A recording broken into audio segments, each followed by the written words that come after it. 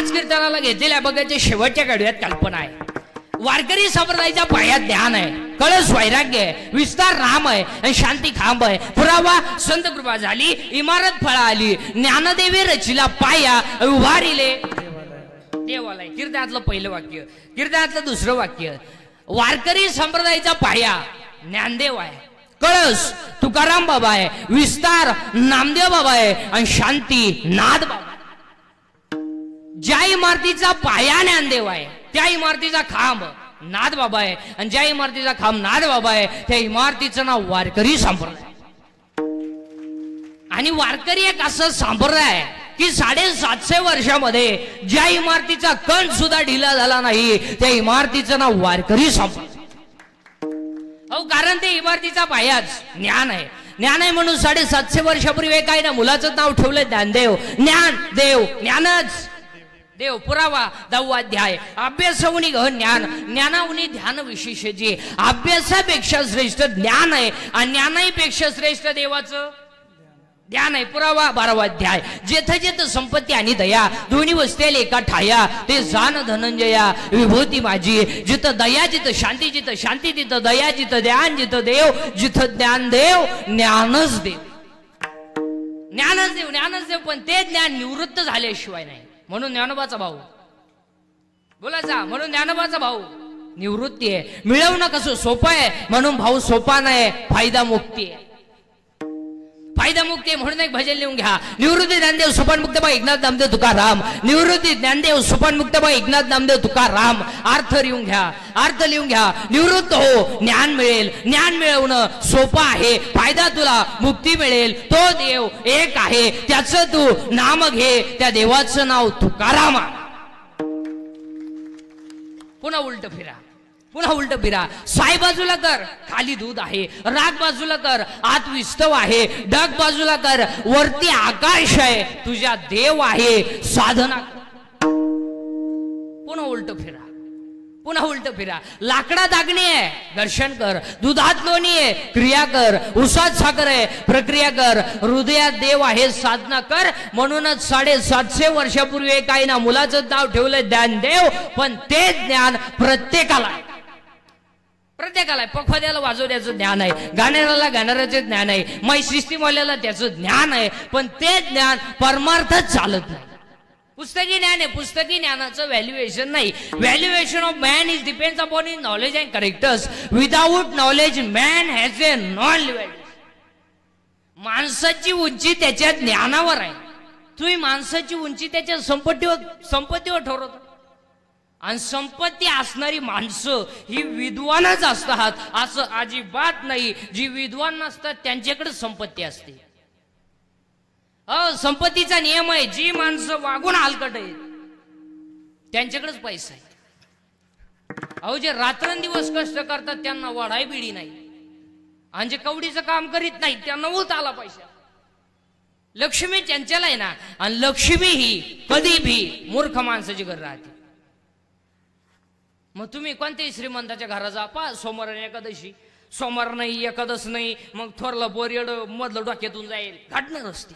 हो, त्याचं उत्तर नीट ऐका. पापाची लक्ष्मी कधी सुखानं जगू देत नाही आणि नीतीची लक्ष्मी दगडावर आपटा धोका देत. हो, एक वाक्य सांगू. मोराच्या पिसाऱ्यावर किती सुंदर डोळा असला तरी मोर त्याने कधी पाहू शकत नाही. मोराच्या पिसाऱ्यावर किती सुंदर डोळा असला तरी मोर त्याने कधी पाहू शकत नाही. आणि शेळीच्या गळ्याचं लोपलेलं सड किती जरी लोंबलं तरी ते दूध देऊ शकत नाही. इस्टेट किती असू द्या, आई बापांच्या साधू संतांच्या आशीर्वादाशिवाय माणूस मोठा होऊ शकत. आता आपल्याकडे सुशिक्षित कोणाला म्हणतात? आपल्या काही लोक म्हणले तो माणूस सुशिक्षित हो का, उभ्यानं जेवतो. अरे उभ्यानं जेवतो म्हणजे त्याला मूळव्याध आहे. आग होती म्हणून उभ्यानं जेवतो. काही लोक म्हणले तो माणूस सुशिक्षित हो का, कुत्र्याबरोबर हिंडतो. अरे त्याला जोडीदार रे, त्याला हिंडतो कुत्र्याबरोबर. काही लोक म्हणले तो माणूस सुशिक्षित हो का, बायको हातात धरून हिंडतो. अरे बायकोवर विश्वासच नाही. आमच्याकडे सुशिक्षित कोणाला म्हणतात? आमच्याकडे सुशिक्षित कोणाला म्हणतात? ज्याच्या आईच्या गालावर हसू आहे, ज्याच्या बापाच्या चेहऱ्यावर समाधान आहे आणि ज्याच्या हृदयात हिंदू धर्माबद्दल प्रेम आहे, तो खरा सुशिक्षित. आणि जगातले पहिले सुशिक्षित कोण आहे? ज्ञान देव, ज्ञानच देव. ज्ञानोबा आहे पहिले सुशिक्षित. 70 वर्षाच्या म्हाताऱ्याचं पण संविधान पाठ नाही.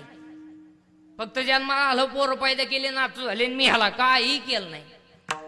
काही नाही केलं. बापाची इकली स्कॉर्पिओ घेतली, 90 पिला आणि त्याच्यावर धडकला, अमरात्मा झाला.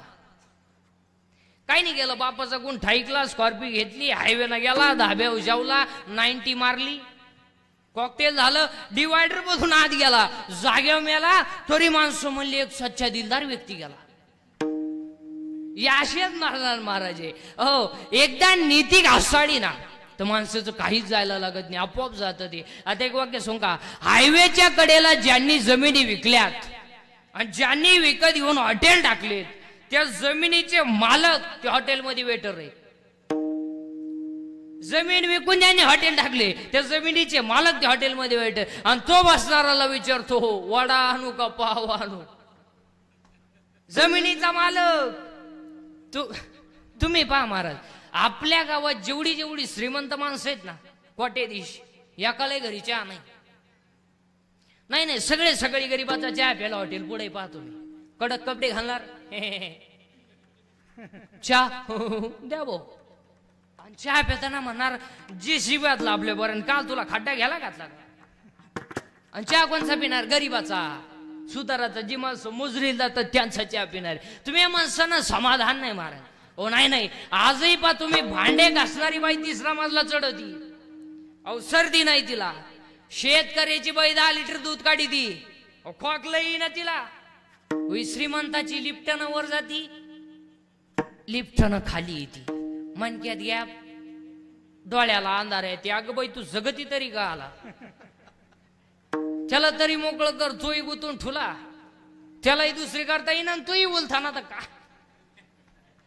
करील ते काय नो हे महाराज, करील ते काय नो हे महाराज, करील ते काय नो हे महाराज, करील ते काय नो हे महाराज, करील ते काय नो हे महाराज, करील ते काय नो हे महाराज, करील ते काय नो हे महाराज, करील ते काय नो हे महाराज. कोणी पाहे दिया